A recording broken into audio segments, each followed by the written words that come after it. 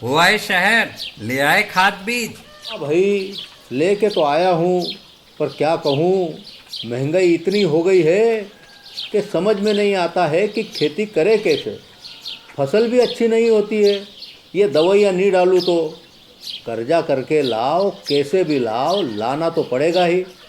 और ये दवाई की दुकान का कर्जा तो ख़त्म होने का नाम नहीं लेता। लाना तो मुझे भी है, पर सब कुछ इतना महंगा है, कहाँ से लाऊं, किससे खरीदूं, किसके पास सही दामों में मिलेगा और क्वालिटी उत्पाद भी मिलेगा या नहीं। अपनी फसलों की सही दवाओं के लिए दूर दूर तक शहरों में जाना और दवाओं को लाना पड़ता है। फसलों के लिए दवाएं सही है या नहीं, ये जानकारी भी नहीं होती। फसलों की कटाई पर सही दाम मिलेंगे या नहीं, इन तमाम मुश्किलों से दूर होने के लिए आइए खेती बाड़ी केंद्र। खेती बाड़ी केंद्र एक ऑनलाइन सेवा केंद्र है जिससे आप अपने मोबाइल के द्वारा जुड़ सकते हैं, जहां आपको अपनी खेती के लिए सही प्रकार की दवाएं मिलेंगी, वो भी होलसेल मूल्य पर। वो सभी दवाएं सीधा निर्माता से लेकर आप तक पहुंचाते हैं, यानी कि बीच में होने वाले सारे खर्च की बचत आपकी जेब में। साथ ही साथ दवाओं को लाने और ले जाने की झंझट से भी छुटकारा। अपनी मुश्किलों को दूर करने के लिए आप खेती बाड़ी केंद्र पर एक मिस कॉल करें।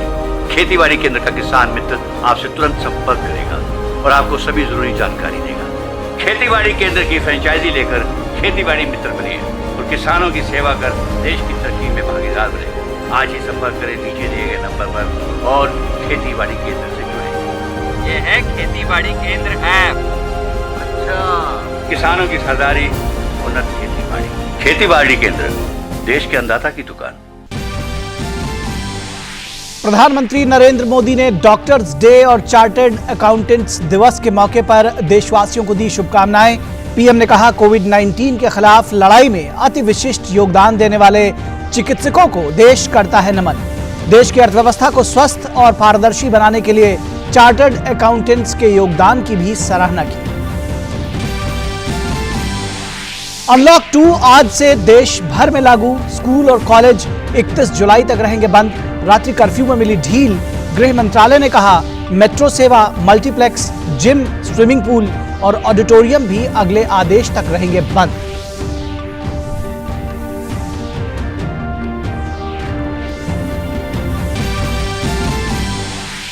जम्मू कश्मीर के सोपोर में सुरक्षा बलों और आतंकियों के बीच मुठभेड़ में सीआरपीएफ का एक जवान शहीद, एक नागरिक की भी मौत। मुठभेड़ में 3 जवान घायल। आतंकियों की धरपकड़ के लिए इलाके को घेरा गया। देश में कोरोना की रिकवरी रेट 60% के करीब पहुंचा। सक्रिय संक्रमण के मामले 2,20,114 हुए। 3,47,978 लोगों को इलाज के बाद मिली छुट्टी। कोरोना से 17,400 मरीजों की मौत। दुनिया भर में कोरोना संक्रमितों की संख्या 1,04,00,000 के पार। 5,10,000 से ज्यादा लोगों की मौत। देश के कई राज्यों में बाढ़ के कारण हालात गंभीर। असम के 33 में से 23 जिले बाढ़ से प्रभावित। राज्य में 14 लाख से ज्यादा लोग प्रभावित। मरने वालों की संख्या हुई 27। बिहार में 4 नदियां खतरे के निशान से ऊपर। मौसम विभाग ने राज्य के 8 जिलों के लिए जारी किया अलर्ट। मौसम विभाग ने कई राज्यों में बारिश का जताया अनुमान।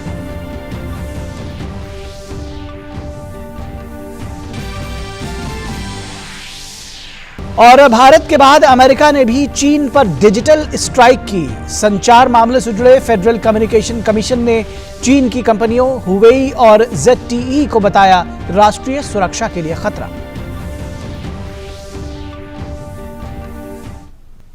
नमस्कार, बहुत स्वागत है आपका। मैं हूं निखिल सिंह और आइए देखते हैं खबरों को अब विस्तार से। और आज देश भर में डॉक्टर्स डे मनाया जा रहा है। ये खास दिन स्वास्थ्य के क्षेत्र में काम करने वाले उन तमाम डॉक्टर्स को समर्पित है जो हर परिस्थिति में डॉक्टरी मूल्यों को बचाए रखते हुए अपना फर्ज निभाते हुए मरीजों को बेहतर से बेहतर इलाज मुहैया कराते हैं। खासकर मौजूदा वक्त में कोरोना की चुनौती को देखते हुए डॉक्टर्स की भूमिका बेहद अहम हो गई है। बेहद नाजुक हालात में कोरोना के संक्रमण के खतरे के बावजूद हमारे चिकित्सक दिन रात एक कर मानव सेवा के काम में जुटे हुए हैं। इस मौके पर प्रधानमंत्री नरेंद्र मोदी ने भी कोरोना काल में डॉक्टर्स की शानदार और काबिल तारीफ भूमिका के लिए उनकी सराहना की और उनके सम्मान में एक वीडियो भी साझा किया है। मां हमें जन्म देती है तो कई बार डॉक्टर हमें पुनर्जन्म देता है।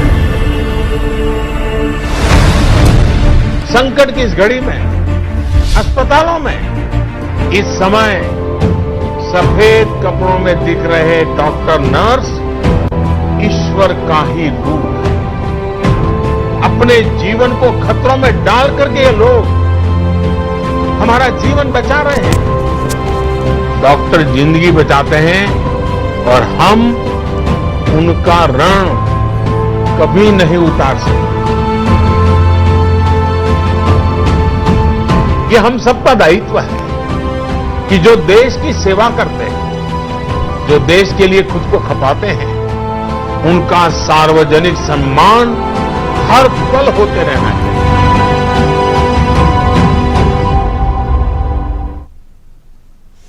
और प्रधानमंत्री नरेंद्र मोदी ने आज नेशनल चार्टर्ड अकाउंटेंट्स दिवस पर भी बधाई दी। अपने ट्वीट में पीएम मोदी ने कहा कि एक स्वस्थ और पारदर्शी अर्थव्यवस्था सुनिश्चित करने के लिए हमारे मेहनती सीए समुदाय की प्रमुख भूमिका है। राष्ट्र के लिए उनकी सेवाओं का बहुत महत्व है। चार्टर्ड अकाउंट्स दिवस पर शुभकामनाएं। इस अवसर पर पीएम मोदी ने एक वीडियो भी साझा किया। दुनिया भर में भारत के चार्टर्ड अकाउंटेंट्स को उनकी समझ और बेहतरीन फाइनेंशियल स्किल्स के लिए जाना जाता है। हमारे शास्त्रों में 4 पुरुषार्थ की चर्चा की गई है। धर्म, अर्थ, काम और मोक्ष। जिस प्रकार से धर्म और मोक्ष की चर्चा करें तो ऋषि मुनि हमको दिखते हैं, उसी की बराबरी में अर्थ जगत का कारोबार नेतृत्व आपके हाथ में है। अर्थ का सही आचरण क्या है, कौन सा मार्ग सही है, ये दिशा दिखाने का दायित्व चार्टर्ड अकाउंटेंट फील्ड के हर छोटे मोटे व्यक्ति का है। जैसे डॉक्टर समाज के और व्यक्ति के शारीरिक स्वास्थ्य की चिंता करते हैं, वैसे ही आप पर समाज के आर्थिक स्वास्थ्य की जिम्मेदारी होती है। आज institute of chartered accountants of India ICAI का स्थापना दिवस है।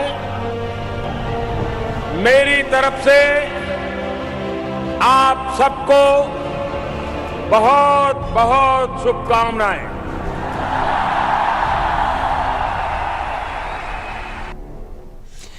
और कोरोना संक्रमण के कंटेनमेंट क्षेत्रों से बाहर गतिविधियां शुरू करने के लिए अनलॉक 2 के नए दिशा निर्देश लागू हो गए हैं।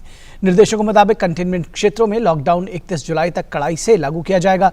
अनलॉक 2 के नए दिशा निर्देशों के तहत स्कूल, कॉलेज और कोचिंग संस्थाएं 31 जुलाई तक बंद रहेंगी। केंद्र और राज्य के प्रशिक्षण संस्थानों को 15 जुलाई से खोलने की अनुमति होगी।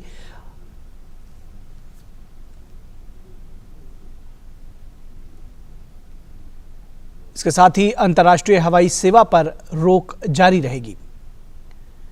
गृह मंत्रालय की अनुमति के मुताबिक ही छूट मिलेगी। मेट्रो रेल बंद रहेगी।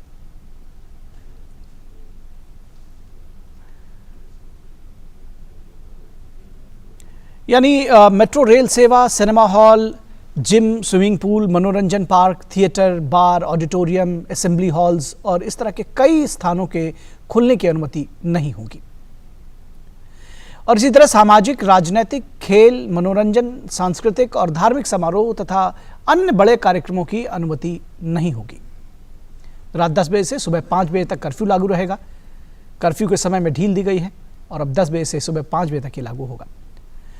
गृह मंत्रालय ने साफ कहा है कि इन गतिविधियों को छोड़कर कंटेनमेंट क्षेत्रों से बाहर अन्य सभी गतिविधियों की अनुमति रहेगी। दिशा निर्देशों के अनुसार रात्रि कर्फ्यू के समय में जैसा कि बताया कि ढील दी गई है और अब ये रात 10 बजे से सुबह 5 बजे तक लागू रहेगा। और देश में कोरोना वॉरियर्स की मदद के लिए लोग बढ़ चढ़कर सामने आ रहे हैं। ऐसा ही कुछ नज़ारा राजधानी दिल्ली में देखने को मिला, जहां एक स्वयंसेवी संगठन ने दिल्ली पुलिस को 25,000 सुरक्षा किट भेंट किए। ये सभी किट फील्ड में रहकर कोरोना से जंग लड़ रहे पुलिसकर्मियों के बीच वितरित किए जाएंगे। कोरोना के खिलाफ जंग में पुलिसकर्मी अपनी जान दांव पर लगाकर देशवासियों की सेवा में जुटे हैं। ऐसे में देशवासी भी अपने कोरोना वॉरियर्स की मदद में पीछे नहीं हैं। दिल्ली के दिवंगत मुख्यमंत्री साहिब सिंह वर्मा द्वारा स्थापित राष्ट्रीय स्वाभिमान नाम के एनजीओ ने दिल्ली पुलिस को 25,000 सुरक्षा किट भेंट किए। प्रत्येक किट में पुलिसकर्मियों के लिए सैनिटाइजर, फेस मास्क और फेस शील्ड उपलब्ध है। दिल्ली पुलिस मुख्यालय में आयोजित इस कार्यक्रम में भाजपा सांसद प्रवेश वर्मा ने पुलिस आयुक्त SN श्रीवास्तव को ये सुरक्षा किट सौंपे। ये किट फील्ड में काम करने वाले पुलिसकर्मियों के बीच वितरित किए जाएंगे। कार्यक्रम में मौजूद रहे केंद्रीय गृह राज्य मंत्री किशन रेड्डी ने कोरोना से निपटने में दिल्ली पुलिस के प्रयासों की सराहना की। पुलिस सिर्फ लॉ एंड ऑर्डर के नहीं है, पुलिस सिर्फ बंदोबस्त के लिए काम नहीं करेंगे। आज देश में पुलिस सामाजिक सेवा में भी आगे रहने वाले हैं, आगे रहे और हर समय पर जो भी समस्या होते हैं, समस्या का समाधान में सबसे पहले रहने वाले फ्रंटियर फोर्स है, हमारे देश के सिक्योरिटी फोर्सेस है। समय समय पे दिल्ली पुलिस को कई सारे संगठनों से हमें सहायता भी मिलती रही। ये सहायता हम इस रूप में ले रहे हैं कि दिल्ली के लोग दिल्ली पुलिस की काम की सराहना करते हैं। जिस प्रकार से दिल्ली पुलिसकर्मी ने पिछले बीते दिनों में जो महामारी के दिनों में जो काम किया, इसके प्रति उनका एक अच्छा रुख जो बना है, उसके बारे में ये उसकी इंडिकेशन है। पुलिसकर्मियों के लिए सुरक्षा किट के अलावा एनजीओ ने पश्चिम और द्वारका जिलों के कोरोना पीड़ितों के लिए 2 एम्बुलेंस भी प्रदान किए। हम यही चाहते हैं कि आप ऐसे ही जो सेवा कर रहे हैं, दिल्ली आपको सलाम करती है। ये हमने एक स्लोगन भी लिखा है, यहाँ पर बैनर लगाया है, दिल्ली आपको सलाम करती है और आपको सैल्यूट करती है कि आप जिस जज्बे के साथ में काम कर रहे हैं, ये वाकई में काबिल तारीफ है। और दिल्ली पुलिस पूरे देश में मैं समझता हूँ सबसे अच्छा काम, आज हालत और भी खराब हो सकती थी मगर आपने इस हालत को संभाले हुए हैं। इस मौके पर दिल्ली पुलिस आयुक्त ने कहा कि पुलिस सख्ती के साथ लॉकडाउन का पालन करवा रही है। बैरसिया बस स्टैंड चौराहे पर जिला कांग्रेस ग्रामीण के आह्वान पर लोकतंत्र की हत्या के 100 दिन पूरे होने पर और भाजपा के द्वारा धनबल से मध्य प्रदेश में सरकार बनाई व मनमाने ढंग से पेट्रोल डीजल के दाम बढ़ाए जाने पर कांग्रेस कार्यकर्ताओं ने काली पट्टी बांधकर काला दिवस मनाया, जिसमें मुख्य रूप से जिला कांग्रेस कमेटी भोपाल ग्रामीण के अध्यक्ष अरुण श्रीवास्तव जी, पूर्व अध्यक्ष अवनीश जी भार्गव, प्रदेश महामंत्री रामबाई महियर जी, जिला कार्यकारी अध्यक्ष नरेंद्र जी शर्मा, ब्लॉक अध्यक्ष कमल पटेल जी, भगवान दास जी भियाणी, जिला सेवा दल अध्यक्ष लोकेश जी दांगे, पिछड़ा वर्ग जिला अध्यक्ष पप्पू कुशवाहा जी, नगर अध्यक्ष बबलू परतानी जी, सेक्टर अध्यक्ष लाडे भाई, जिला सेवा दल यंग ब्रिगेड अध्यक्ष अंकुर राणा जी, पिछड़ा वर्ग ब्लॉक अध्यक्ष भूपेन मीरा जी उपस्थित थे। साथियों, आज 3 जून ये तो मध्य प्रदेश जनता के लिए वो काला दिन है जो भूलने लायक नहीं, अस्मरणीय है। ये दिवस आज इसलिए हमेशा जिंदा रहेगा क्योंकि जिस तरह की भारतीय जनता पार्टी की सरकार ने एक लोकतंत्र में चुनी सरकार को धनपूर्वक बलपूर्वक उखाड़ कर फेंका है और जिस तरह प्रदेश के मतदाताओं का अपमान किया है, वो प्रदेश की जनता समय आने पर जवाब देगी। जिला कांग्रेस कमेटी ग्रामीण के आह्वान पर आज हम 30 जून को फ्लैग डे मना रहे हैं। साथियों, आज होली के समय डीजल पेट्रोल का दाम बढ़ाना, बच्चों स्कूल फीस बढ़ाना, लाइट के मनमाने तरीके से वसूली करना, ये दर्शाता है कि ये व्यापारियों की विरोधी सरकार है, किसान विरोधी सरकार है, महिला विरोधी सरकार है। साथियों, मैं आह्वान करूंगा, आने वाले समय में ये यहाँ तक आंदोलन सीमित नहीं रहेगा। हम पुरजोर सरकार का विरोध करेंगे, हर नीति का विरोध करेंगे। और मैं किसान भाइयों से अपील करता हूँ कि खाद नकली, बीज नकली, डीजल के बनना ढंग से और पूरे रेट माफी सक्रिय होने देखिए।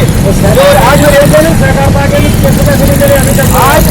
2800 की मिलती थी, वो 5600 की मिल रही है।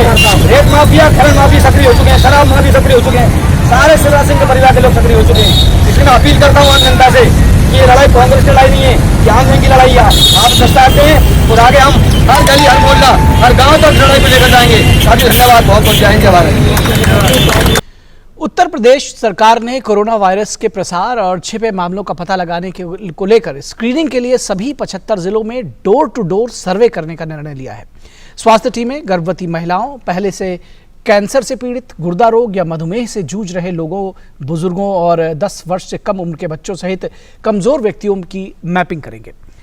इसके अतिरिक्त मुख्य सचिव स्वास्थ्य के अनुसार अभियान आज से मेरठ मंडल से शुरू होगा और स्वास्थ्य अधिकारी 5 जुलाई से अन्य जिलों में भी जाएंगे। वहीं पूरे अगर ये उत्तर प्रदेश की बात थी, मध्य प्रदेश की बात करें तो आज से किल कोरोना कैंपेन शुरू हो रहा है। लेकिन इसमें ख़ास बात यह है कि बच्चों का कोरोना टेस्ट उन्हें चॉकलेट और फ्लेवर्ड मिल्क पिलाकर कोरोना की जांच की जाएगी। और इसके पीछे सोच यही है कि जिन्हें कोरोना होता है उनके सूंघने और स्वाद की ताकत कम हो जाती है बच्चे, क्योंकि जाहिर नहीं कर पाते, इसलिए चॉकलेट खिलाकर पता किया जाएगा कि उन्हें कहीं कोरोना तो नहीं है।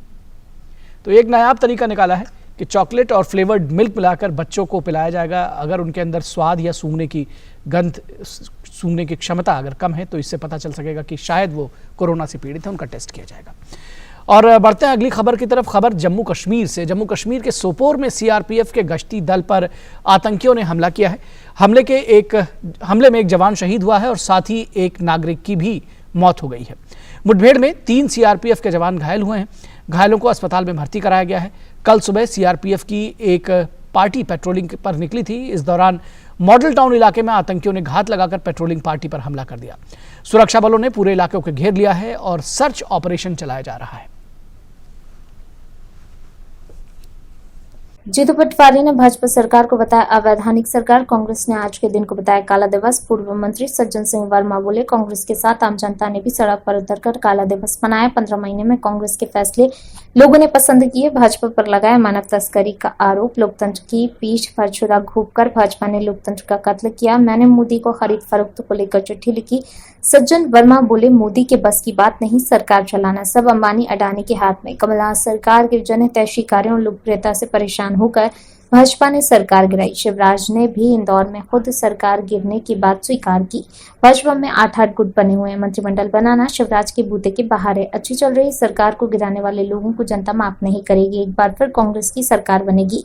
पूर्व विधानसभा अध्यक्ष एनपी प्रजापति का बयान। देश के कई प्रदेशों में जब विधानसभा स्थगित हुई और मैंने भी किया तो मेरा मजाक उड़ाया गया। न्यायपालिका ने भी कोरोना को नजरअंदाज किया। एमपी में कोरोना तेजी से फैला क्योंकि सरकार बनाने के चक्कर में ध्यान नहीं दिया गया। देश के हालातों पर केंद्र और प्रदेश की सरकार को जिम्मेदारी लेनी चाहिए। मैंने नैतिकता के आधार पर इस्तीफा दिया था। कांग्रेस ने बिजली के बिल आधे किया। आम लोगों के सिर पर भारी भरकम बिल दिए जा रहे हैं। महंगाई, कोरोना के साथ पेट्रोल डीजल, 3 तरफा मार जनता झेल रही है। प्रवासी मजदूरों की हालत बदतर है। भाजपा को आउटसोर्स की सरकार बताया। जो विधायक जा रहे थे उनकी खरीद हो गई। ये पहली बार सुना कि अपनी पार्टी के जो जा रहे थे बीजेपी के उनकी खरीद हो गई। और एक खेल हुआ करता था, पता नहीं आजकल होता है कि नहीं, ताश में 3 पत्ती का जो शो होता था कि इतने पैसे दिए शो।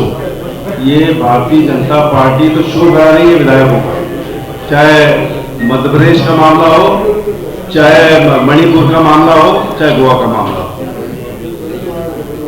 इन्होंने आरोप लगाए हमारे पूर्व मुख्यमंत्री कमलनाथ जी पे कि जब वाणिज्य कर मंत्री थे, पद और प्रतिष्ठा के लिए राजनीति में नहीं है, ऐसे भाषण देते थे।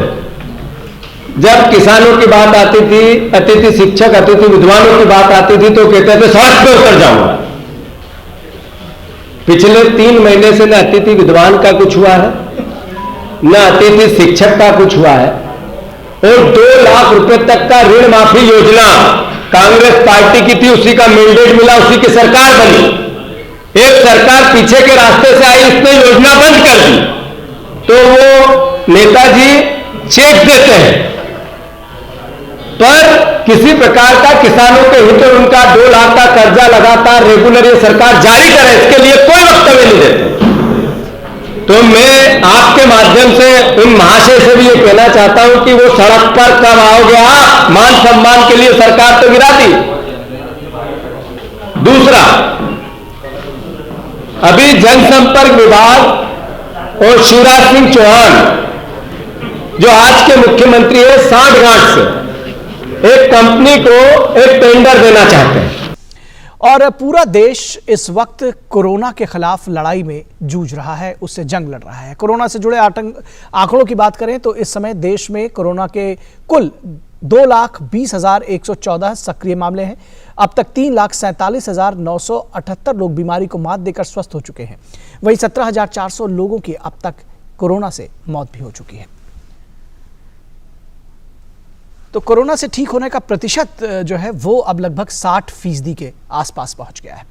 और विश्व स्वास्थ्य संगठन ने चेतावनी दी है कि कोरोना वायरस महामारी से निपटने में अगर सही नीतियों का पालन नहीं किया गया तो वायरस और लोगों को भी संक्रमित कर सकता है। एक वर्चुअल मीटिंग के दौरान अमेरिका के लिए नियुक्त WHO की क्षेत्रीय निदेशक कैरिसा एटीन ने कहा है कि अगर रोकथाम के उपाय नहीं किए जाते हैं तो कोविड-19 से मरने वालों का आंकड़ा अक्टूबर तक लैटिन अमेरिका में 4,38,000 तक बढ़ सकता है। दुनिया भर में कोरोना के कारण संक्रमित लोगों की संख्या 1,04,50,000 से ज्यादा हो चुकी है। इसके साथ ही मरने वालों का आंकड़ा 5,10,000 से ऊपर हो चुका है। और जैसा कि हमने आपको बताया, अमेरिका में कोविड-19 संक्रमण की स्थिति बेहद चिंताजनक है। लगातार छठे दिन कोरोना वायरस के रिकॉर्ड नए मामले दर्ज किए गए हैं। महामारी से जूझ रहे अमेरिका में अब तक 26,34,000 से ज्यादा लोग इस वायरस से संक्रमित हो चुके हैं, जिनमें से 1,27,000 से ज्यादा लोगों की मौत हो चुकी है। लॉकडाउन प्रतिबंधों में ढील दिए जाने के बाद कई दक्षिणी और पश्चिमी राज्यों में कोविड-19 के मामलों में वृद्धि दर्ज की गई है। इस बीच अमेरिका के उपराष्ट्रपति माइक पेंस ने कहा है कि वो कोरोना वायरस रोगों के लिए उपचार पर हो रही प्रगति और कोविड-19 वैक्सीन को लेकर आशान्वित है। वहीं ब्राजील पे भी कोरोना का कहर जारी है। देश में अब तक 14,02,000 से ज्यादा लोग इस महामारी से संक्रमित हो चुके हैं। ब्राजील के स्वास्थ्य मंत्रालय ने बताया है कि 7,57,000 से अधिक मरीज ठीक हो चुके हैं। वहीं विश्व स्वास्थ्य संगठन के आंकड़ों के अनुसार ब्राजील में कोविड-19 की मौत का ऐलान अब दुनिया भर में होने वाली मौतों के 10% से अधिक है। कोविड-19 महामारी के बीच संघर्षरत ब्राजील वासियों की मदद के लिए राष्ट्रपति जायर बोल्सोनारो ने एक लोकप्रिय कार्यक्रम को जारी करते हुए अनियमित श्रमिकों को एक आपातकालीन वेतन देने के लिए एक डिक्री पर हस्ताक्षर किए हैं। गौरतलब है कि इससे पहले इस महीने समाप्त हो रहे 600 रियाल के मासिक वेतन से न केवल संघर्षरत ब्राजीलियों को जीवन रेखा मिली है, बल्कि इसके साथ ही संघर्ष कर रहे गरीब मतदाताओं के बीच बोल्सोनारो की लोकप्रियता में भी काफी बढ़ोतरी हुई है। और खबर फ्रांस से, जहां पेरिस में खराब हालात और कम वेतन के विरोध में सैकड़ों स्वास्थ्य कर्मचारियों ने देश भर में मार्च किया। स्वास्थ्य कर्मचारी लंबे समय से अपर्याप्त कर्मचारी और कम वेतन को लेकर शिकायत करते नजर आ रहे थे। स्वास्थ्य कर्मचारियों ने पिछले साल हड़ताल और विरोध प्रदर्शन शुरू किया था, लेकिन नए कोरोना वायरस के संकट के दौरान आंदोलन को रोक दिया गया था। फ्रांस ने मई के मध्य में से ही अपने 2 महीने के लॉकडाउन को हटा दिया था। अब जून में एक बार फिर विरोध प्रदर्शन ने तूल पकड़ लिया है। स्वास्थ्यकर्मियों ने सड़कों पर प्रदर्शन किया और पुलिस के साथ झड़पों की भी खबरें आई हैं। महामारी के इस वक्त में लोगों द्वारा बालकनियों में तालियों के साथ प्रशंसा करने के बावजूद स्वास्थ्य कार्यकर्ताओं ने कहा कि उन्हें उच्च वेतन और उपकरण और कर्मियों के लिए अधिक फंड के साथ अपने काम के लिए पुरस्कृत किया जाना चाहिए। खबर ब्रिटेन से। ब्रिटेन के प्रधानमंत्री बोरिस जॉनसन ने कहा है कि अब ब्रिटेन के भविष्य के बारे में महत्वाकांक्षी होने का समय है, क्योंकि उन्होंने कोरोना काल के बाद का रिकवरी प्लान बना लिया है। उन्होंने ब्रिटेन की अर्थव्यवस्था को कोरोना वायरस सहित आर्थिक संरचना, निवेश और संपत्ति नियोजन नियमों के संकट से बाहर निकालने का वादा किया। जॉनसन ने लंबित आर्थिक समस्याओं के समाधान और घरों और बुनियादी ढांचे के निर्माण के लिए 6 अरब अमेरिकी डॉलर के नए सौदे का भी आश्वासन दिया। इसके साथ ही ब्रिटेन के प्रधानमंत्री ने अस्पतालों, स्कूलों और सड़कों सहित कई परियोजनाओं के लिए त्वरित निवेश का भी आह्वान किया। वित्त मंत्री ऋषि सुनक अगले सप्ताह और विवरण की घोषणा करेंगे। गौरतलब है कि कोरोना वायरस से अभी तक ब्रिटेन में 43,815 लोगों की मौत हो चुकी है, जबकि 3,14,160 कोविड-19 से संक्रमित हैं। और अगर बात जर्मनी की जाए तो जर्मनी में गुटेल्सट्रॉ जिले में लॉकडाउन एक और सप्ताह के लिए बढ़ा दिया गया है। हालांकि पश्चिमी राइन वेस्टफैलिया के पश्चिमी जर्मन राज्य ने पड़ोसी वॉर्ड्रॉफ में लॉकडाउन को हटा दिया है। 23 जून को दोनों जिलों में मांस प्रसंस्करण संयंत्र में 1500 से अधिक श्रमिकों और उनके परिजनों को और 24 अन्य लोगों को कोविड-19 से संक्रमित पाया गया था और उनके बाद वापस लॉकडाउन लगा दिया गया। अब तक जर्मनी में कोविड-19 से 1,95,000 से अधिक लोग संक्रमित हुए हैं, जबकि 8,990 लोगों की जान जा चुकी है। तो इस बुलेटिन में बस इतना ही। ओ काका, हुआ है शहर, ले आए खाद बीज? भाई लेके तो आया हूँ, पर क्या कहूँ, महंगाई इतनी हो गई है कि समझ में नहीं आता है कि खेती करे कैसे। फसल भी अच्छी नहीं होती है, ये दवाइयाँ नहीं डालूँ तो कर्जा करके लाओ, कैसे भी लाओ, लाना तो पड़ेगा ही। और ये दवाई की दुकान का कर्जा तो खत्म होने का नाम नहीं लेता। लाना तो मुझे भी है, पर सब कुछ इतना महंगा है, कहाँ से लाऊं, किससे खरीदूं, किसके पास सही दामों में मिलेगा और क्वालिटी उत्पाद भी मिलेगा या नहीं। अपनी फसलों की सही दवाओं के लिए दूर दूर तक शहरों में जाना और दवाओं को लाना पड़ता है। फसलों के लिए दवाएं सही है या नहीं, ये जानकारी भी नहीं होती। फसलों की कटाई पर सही दाम मिलेंगे या नहीं, इन तमाम मुश्किलों से दूर होने के लिए आइए खेती बाड़ी केंद्र। खेती बाड़ी केंद्र एक ऑनलाइन सेवा केंद्र है, जिससे आप अपने मोबाइल के द्वारा जुड़ सकते हैं, जहां आपको अपनी खेती के लिए सही प्रकार की दवाएं मिलेंगी, वो भी होलसेल मूल्य पर। वो सभी दवाएं सीधा निर्माता से लेकर आप तक पहुंचाते हैं, यानी कि बीच में होने वाले सारे खर्च की बचत आपकी जेब में। साथ ही साथ दवाओं को लाने और ले जाने की झंझट से भी छुटकारा। अपनी मुश्किलों को दूर करने के लिए आप खेती बाड़ी केंद्र पर एक मिस कॉल करें। खेती बाड़ी केंद्र का किसान मित्र आपसे तुरंत संपर्क करेगा और आपको सभी जरूरी जानकारी देगा। खेती बाड़ी केंद्र की फ्रेंचाइजी लेकर खेती बाड़ी मित्र बनिए और किसानों की सेवा कर देश की तरक्की में भागीदार बने। आज ही संपर्क करें नीचे दिए गए नंबर पर और खेती बाड़ी केंद्र से जुड़े। ये है खेती बाड़ी केंद्र ऐप। अच्छा, किसानों की सरदारी, उन्नत खेती बाड़ी। खेती बाड़ी केंद्र, देश के अन्नदाता की दुकान।